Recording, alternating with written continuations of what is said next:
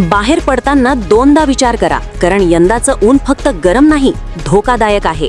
लातूर जिल्ह्यात हीट वेव्हचा इशारा देण्यात आला असून हा उष्णतेचा कहर थेट तुमच्या जीवावर बेतू शकतो.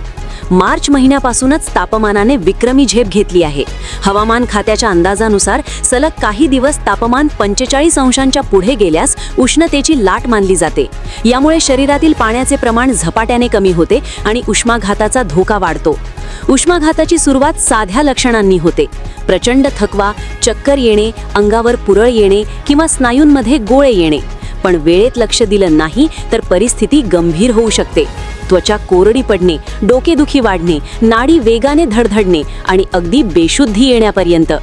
या उष्णतेचा सर्वाधिक धोका आहे उन्हात काम करणाऱ्या मजुरांना, लहान मुलांना, वृद्धांना आणि गरोदर महिलांना.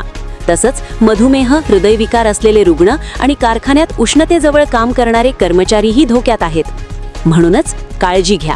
भरपूर पाणी प्या, लिंबू पाणी आणि ORS घ्या. दुपारी बाहेर जाणं टाळा. बाहेर पडताना टोपी, छत्री आणि चष्मा वापरा. सैल आणि सुती कपडे परिधान करा. आणि सर्वात महत्त्वाचं, चहा, कॉफी, मद्य आणि सॉफ्ट ड्रिंक्स पासून दूर राहा. आरोग्य विभाग अलर्ट मोडवर आहे. जिल्ह्यातील सर्व सरकारी रुग्णालयांमध्ये उष्माघात कक्ष तयार करण्यात आले आहेत.